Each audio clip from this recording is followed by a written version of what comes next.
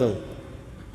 تو حضرت نے فرمایا تھا عبداللہ تم یہاں رہ کے حدیثیں یاد کر کے مجھے سنایا کرو، ایک دن دیوبند یہاں آئے گا۔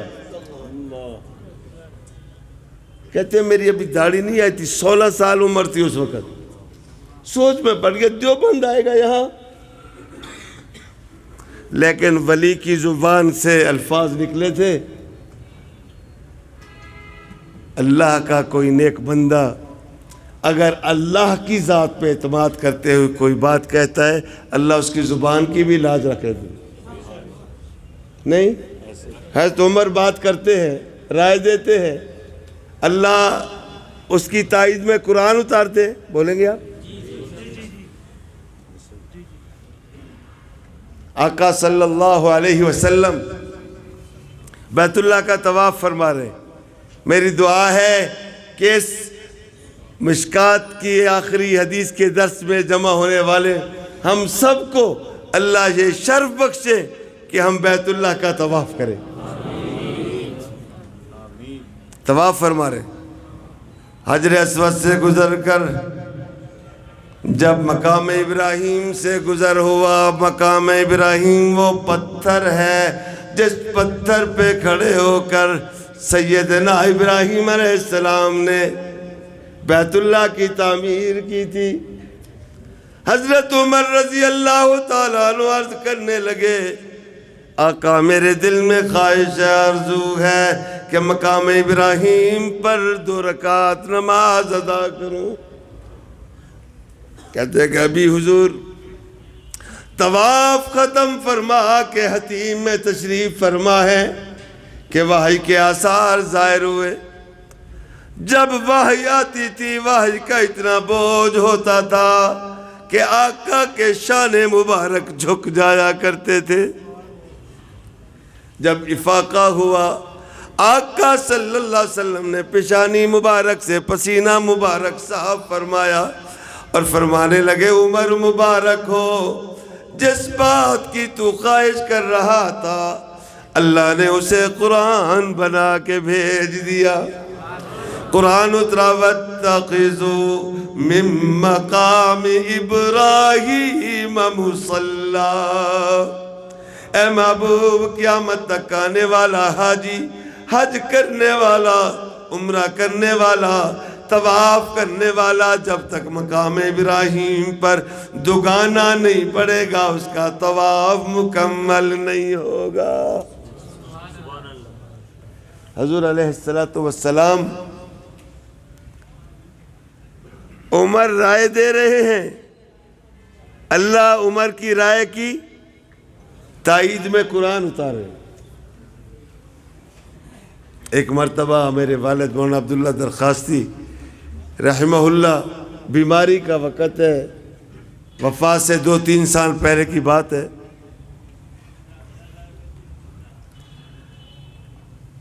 ہمارے علاقے سے دریا گزر رہے، 7 دریا اکٹھے گزرتے، تو دریا نے آبادیوں کا رخ شروع کر دیا، بستیاں، زمینیں دریا برد ہو رہی ہیں۔ لوگوں نے کہا کہ بھائی چلو ہم اپنے پیر صاحب کو جا کے دعوت دیتے ہیں، ہمارا پیر آئے گا اور یہاں پر کالے بکرے ذبح کرے گا۔ کیا کرے گا؟ تو دریا واپس چلا جائے گا۔ اب وہاں اس علاقے میں ایک چھوٹی سی بستی ہے، اس کا نام ہے توحید آباد، قرآن کا مدرسہ ہے، مخزن علوم کے فاضل ہے استاد، وہ طلباء کو لے کر آ گئے مخزن علوم میں حضرت کی خدمت میں کہ حضرت مہربانی فرمائیں، اگر آپ تشریف لے چلیں وہاں جا کے دعا فرما دیں گے تو لوگوں کے ایمان بچ جائیں گے۔ خدا نہ خواستہ وہاں سے پیر آ بھی گیا اور کچھ ایسا ہو گیا تو ایمان کا اندیشہ ہے۔ حضرت والد صاحب رحمہ اللہ کو ہم لے گئے، ویگن کی سیٹیں نکال دیں ہیس کی اور اس میں چارپائی لے گئے۔ جب دریا پر پہنچے تو چارپائی اٹھائی اور دریا کے کنارے پہ رکھ دی۔ والد صاحب نے ایک دفعہ تو ایسے دریا کو دیکھا، پھر فرمانے لگے، اے دریا میں عمر کا غلام ہوں سبحان اللہ تم کہو گے۔ دریا کو کیا فرمانے لگے؟ اے دریا میں عمر کا غلام ہوں جس عمر نے دریائے نیل کے نام خط لکھا تھا۔ لوگ یہاں شرک کی بنیاد رکھنا چاہتے ہیں، میں تمہیں حکم دیتا ہوں تم واپس چلے جاؤ۔ واپس آ گئے حضرت۔ اگلے دن وہاں سے لوگ آئے، انہوں نے بتایا کہ حضرت جیسے روزانہ دریا 2-3 ایکڑ لیتا تھا، آج دریا رک گیا، بڑا نہیں ہے۔ پھر 2-4 دن بعد آئے کہ حضرت مبارک ہو، اب دریا نے واپسی اختیار کر لی ہے، آج چلے میرے ساتھ۔ اس آبادی سے دریا 10 کلومیٹر پیچھے چلا گیا۔ جب کوئی اللہ کا بندہ اللہ کی ذات پہ اعتماد کرتے ہوئے کوئی بات کر لیتا ہے، اللہ اس کی زبان کی بھی لاز رکھ لیتے ہیں۔ ایک مرتبہ حضرت والد صاحب حرم میں مسجد نبی میں بیٹھے ہیں، اب وہاں پر یہ حرم کے اندر لوگوں کو اکٹھا نہیں ہونے دیتے، تو والد صاحب کے لیے لوگوں کی ایسی محبت تھی کہ لوگ بہت اکٹھا ہو گیا۔ پولیس والے آ گئے، انہوں نے والد صاحب کو ہاتھ سے پکڑا، اٹھا دیا، آپ چلے جاؤ، باہر چلے جاؤ، ہمارا نظام خراب ہوتا۔ حرم سے والد صاحب چپکے سے چلے گئے۔ 2-3 دن مسجد نبی میں نہیں آئے۔ تیسرا دن تھا یا چوتھا دن ہم گئے حرم میں، تو ایک بندہ پاگلوں کی طرح پھر رہا ہے، ایسے چہرہ بگڑا ہوا، کسی کو ڈھونڈتا پھرتا ہے۔ تو کسی نے کہا یار تم جس بزرگ کو تلاش کر رہے ہو یہ لوگ ان کے ساتھ ہیں، ہمارے پاس آ جائے۔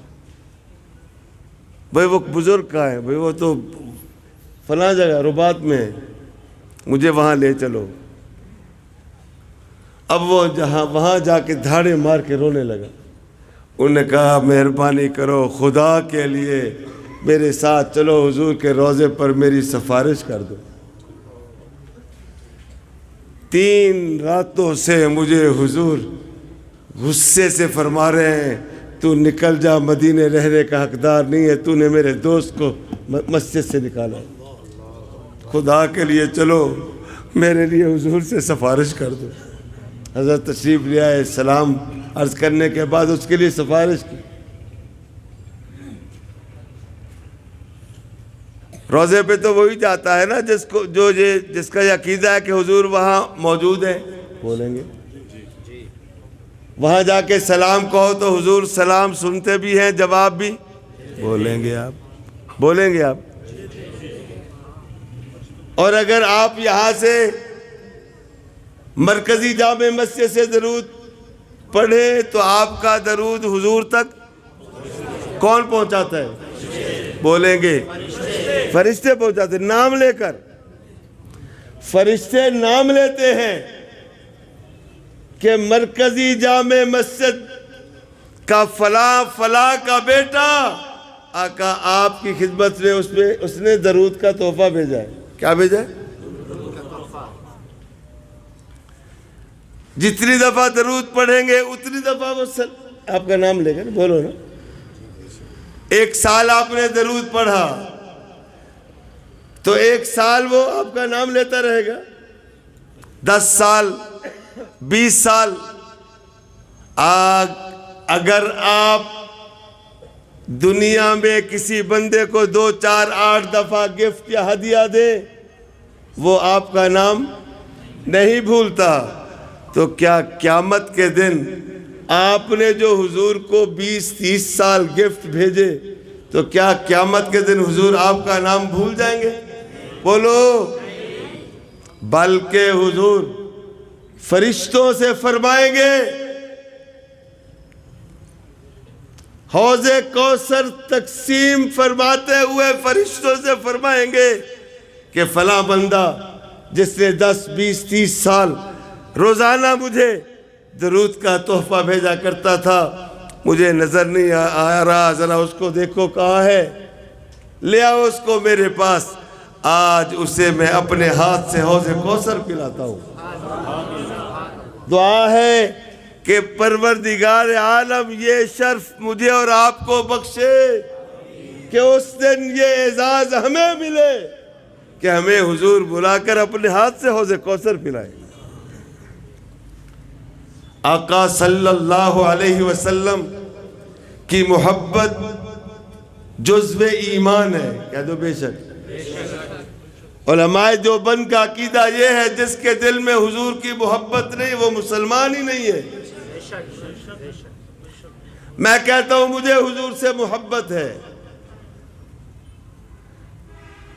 آپ حضرات کو بھی ہے؟ جس کو حضور سے محبت ہے وہ ذرا ہاتھ کھڑا کر کے اظہار کرے۔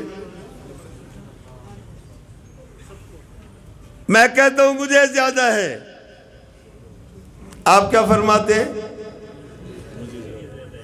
جس کو زیادہ ہے وہ بھی بتائے، مجھے زیادہ، ذرا آواز سے بتائے بھائی۔ اب آج مرکزی جامع مسجد لالا رخ میں حضرت مولانا محمد اسحاق دامت برکاتہم عالیہ کی صدارت میں میرا اور آپ کا تنازع ہو گیا ہے، جھگڑا ہوا اس بات پہ۔ میں کہتا ہوں مجھے حضور سے زیادہ محبت ہے، آپ کیا فرماتے ہیں؟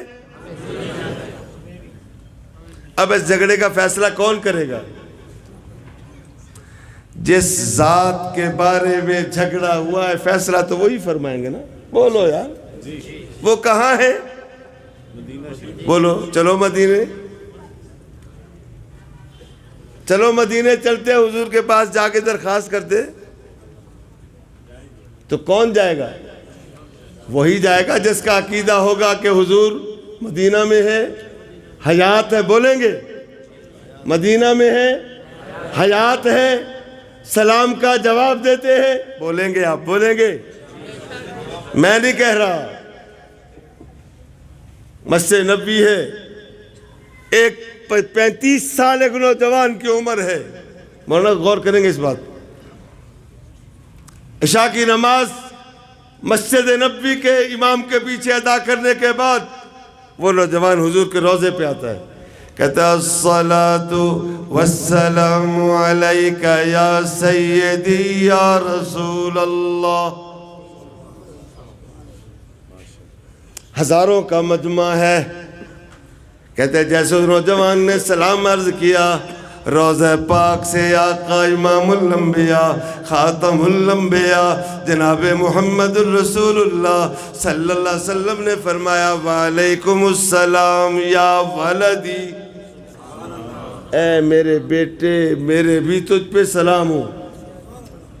یہ نوجوان کون تھا؟ حسین احمد مدنی تھا، بولو یار بولو، کون تھا؟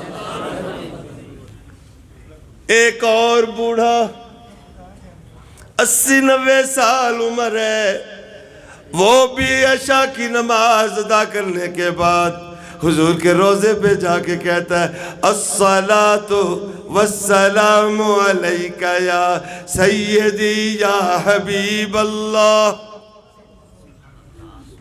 اور ساتھ ہی عرض کرتا ہے آقا آپ کے نواسے عطا اللہ نے بھی آپ کی خدمت میں سلام بھیجے ہیں۔ رات کو خواب میں آقا صلی اللہ علیہ وسلم کی زیارت ہوتی ہے، آقا صلی اللہ علیہ وسلم فرماتے ہیں مولوی عبداللہ میرے نواسے عطا اللہ کو میرا بھی سلام کہنا۔ یہ گستاخ ہے نا، جس کو حضور سلام کے جواب دے رہے، یہ گستاخ تھے؟ بولو یار۔ ایک اور اللہ کا ولی ہے، دنیا جس کو شیخ الحدیث مولانا زکریا کے نام سے یاد کرتی ہے، سبحان اللہ کہو گے تم؟ ایک بندہ آیا مدرسہ علوم شرعیہ میں، اس نے کہا حضرت میری بیوی کافی عرصے سے بیمار ہے، میں نے علاج پر گھر تک بیچ دیا ہے، میرے پاس آج ایک حبہ بھی نہیں ہے، ایک ریال بھی نہیں ہے، اللہ سے دعا فرما دے اللہ میری بیوی کو شفا دے دے، اللہ میری بیوی کو کیا کرے؟ شفا دے دے۔ عرض کرنے لگے میاں میں تو معذور ہوں، چل نہیں سکتا، جاؤ حضور کے روضے پہ اور جا کے میرا سلام عرض کرنا آقا آپ کا غلام زکریا سلام کہتا ہے اور درخواست کرتا ہے کہ اللہ کی دربار میں دعا فرما دے، اللہ میری بیوی کو شفا دے۔ رات کو اس نوجوان کو خواب میں حضور کی زیارت ہوئی، آقا صلی اللہ علیہ وسلم نے فرمایا میرے غلام زکریا کو میرا بھی سلام کہنا اور کہنا کہ اللہ کی دربار میں دعا کی، اللہ نے دعا قبول فرما لی ہے۔ اے نوجوانوں یاد رکھنا، ان لوگوں کے فتنوں میں نہ پڑنا جو لوگ عقائد علماء دیوبند کے عقائد کے خلاف باتیں کرتے ہیں۔ ہمارے اکابر میں مولانا قاسم نانوتوی بولیں گے آپ، مولانا رشید احمد گنگوئی بولیں، مولانا خلیل احمد صاحب سہارنپوری بولو، مولانا حاجی امداد اللہ مہاجر مکی ہیں، مولانا اشرف علی تھانوی ہے، شیخ الہند مولانا محمود الحسن دیوبندی ہے، مولانا حسین احمد مدنی ہے، مولانا انور شاہ کاشمیری بولیں گے یار بولیں، مولانا الیاس دہلوی ہے، مولانا عطا اللہ شاہ بخاری ہے، مولانا خیر محمد جالندری ہے، مولانا خیر محمد مکی ہے، مولانا حبیب اللہ گمانوی ہے، مولانا عبداللہ درخواستی ہے، خلیفہ غلام محمد دین پوری ہے، مولانا تاج محمود امروٹی ہے، مولانا احمد علی لاہوری ہے۔ ان سب اکابر کا مولانا مفتی محمود ہیں، مولانا غلام غوث ہزاروی ہیں، ان سب اکابر کا عقیدہ ہے آقا اپنی قبر اطہر میں حیات ہے۔ نعرہ تکبیر، نعرہ تکبیر، علماء حق علماء دیوبند زندہ باد، عقیدہ حیات النبی زندہ باد، عقیدہ حیات النبی زندہ باد۔ میں کسی پہ اٹیک خدا کی قسم مسجد میں بیٹھا ہوں اٹیک نہیں کر رہا، یہ لوگ جو اپنے آپ کو دیوبندی کہلاتے ہیں لیکن ان کا علماء دیوبند سے کوئی تعلق نہیں، کہتے یوں ہیں پڑھا ہم نے ان سے ہے سمجھا ہم نے خود ہے۔ عبداللہ درخواستی نے 100 سال قرآن تفسیر بھی پڑھائی حدیث بھی پڑھائی، عبداللہ درخواستی نہ قرآن سمجھا نہ حدیث سمجھا۔ احمد علی لاہوری جو شیخ التفسیر کے نام سے آج مشہور ہے، اس نے حدیث تفسیر تو پڑھائی لیکن قرآن اس کو سمجھ نہیں آیا، یہی کہتے ہیں نا وہ نہیں۔ ایک اب مر گیا ہے، نام لینا ٹھیک نہیں ہے، وہ کہہ رہا تھا کہ میں نے پڑھا تو مولانا منظور الحق سے ہے، دارالعلوم کبیر والا کے استاد الکل تھے حضرت مولانا منظور الحق صاحب، پڑھا میں نے مولانا منظور الحق سے سمجھا میں خود ہوں۔ کیا پدی کا شوربہ، خدا کی قسم مشکات حدیث کی کتاب میرے سامنے ہے، جو لوگ حضور کے گستاخ ہیں، جو حضور کی حیات کے قائل نہیں ہیں، مننے کے بعد ان کی شکلیں بدل جاتی ہیں۔ اگر عبداللہ درخواستی کا عقیدہ صحیح نہ ہوتا، مننے کے بعد اس کا چہرہ گلاب کے پھول کی طرح نہ کھلتا، اس کا بیٹا فداء الرحمن اہل واقعین، یہ آپ کے پڑوس میں حسن عبدال ہے، یہاں اس نے مرکز حافظ الحدیث کے نام سے ادارہ بنایا تھا۔ خدا کی قسم جب اس کی وفات ہوئی ہے، جیسے جیسے وقت گزرتا گیا چہرہ کھلتا گیا گلاب کے پھول کی طرح۔ اور جب خانپور ان کی میت لے گئے، ان کی میت کے ساتھ بیٹھ کر رشتہ دار تلاوت قرآن کرنے لگے، تھوڑی دیر بعد ان کے لب بھی ہلنے لگے جیسے وہ بھی تلاوت کرنے لگے۔ اس وقت ایک درویش ولی ہے، خدا کی قسم وہ مادر زاد ولی ہے، جو خلیفہ غلام محمد کی مسرت پہ بیٹھا ہے، مولانا میاں مسعود احمد دین پوری، سب کہہ دو دامت برکاتہ علیہ۔ بھائی جان کی وفات کے بعد اگلے دن میں میاں صاحب کی خدمت میں گیا، ذرا اس بات پہ غور کرنا کیا تو میاں صاحب بہت خوش بیٹھے تھے۔ میاں مسعود احمد صاحب اور مولانا فدا الرحمان صاحب ابتدا سے آخر تک ہمدرس رہے ہیں۔ تو میاں صاحب فرمانے لگے، رات کو خواب میں مجھے مولانا فدا الرحمان سے ملاقات ہوئی ہے، تو وہ بہت خوش تھے اور فرما رہے تھے، میاں صاحب میں بہت خوش ہوں، میرا رب مجھ سے راضی ہو گیا ہے، میرا رب مجھ سے، بولو یار بولو بولو۔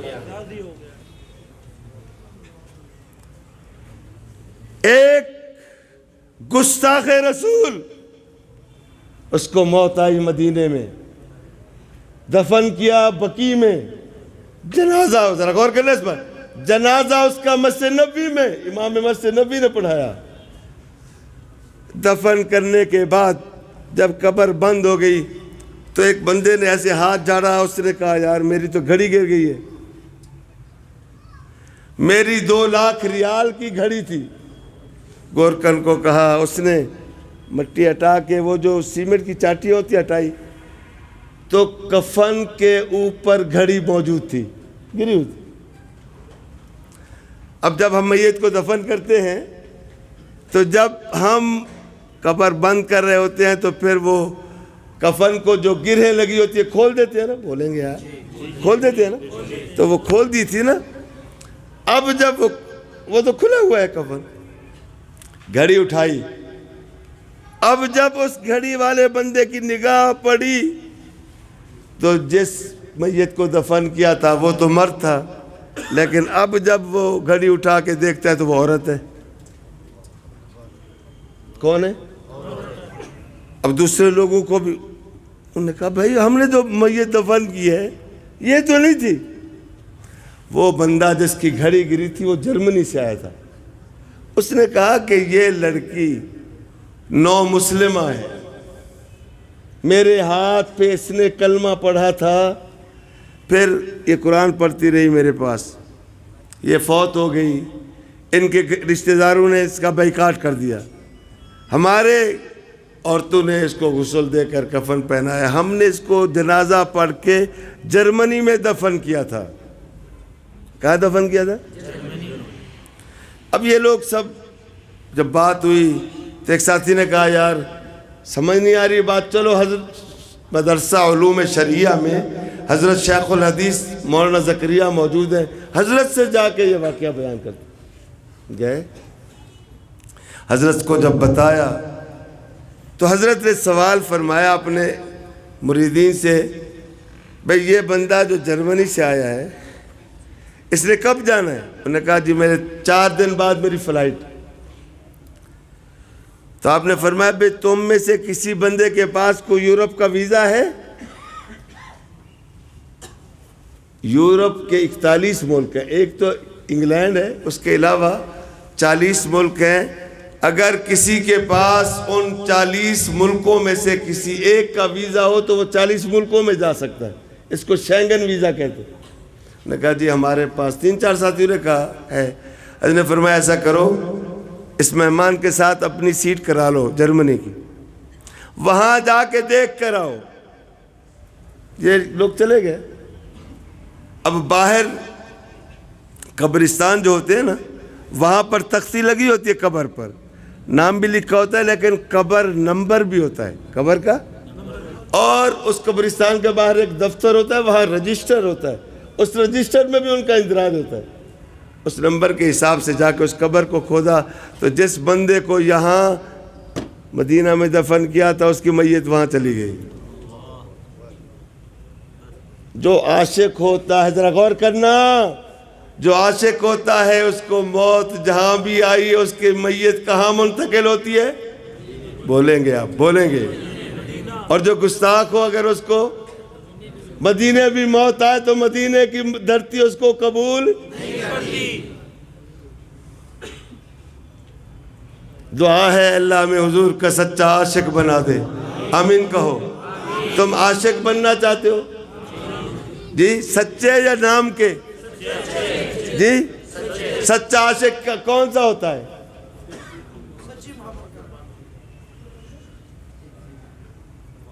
ایک ہے مجنوں چوری کھانے والا اور ایک ہے خون دینے والا. آپ کون سے مجنوں ہیں؟ مجھے تو نہیں لگ رہے. پکی بات ہے.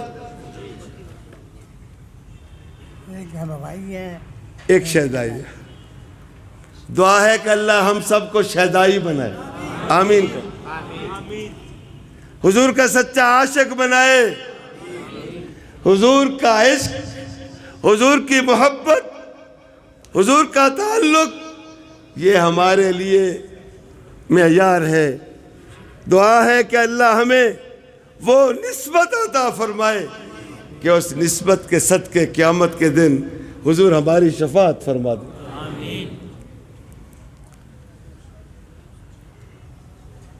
آپ حضرات جس طرح یہ طلباء کرام مبارکباد کے مستحق ہیں، اساتذہ کرام مبارکباد کے مستحق ہیں، اسی طرح ان اداروں کے ساتھ تعاون کرنے والے بھی مبارکباد کے مستحق. یہ اجر و ثواب میں ان کا بھی حصہ ہے. دعا ہے قرآن و حدیث کو اللہ قیامت کے دن ہمارے لیے سفارشی بنا دے. قرآن کی شفاعت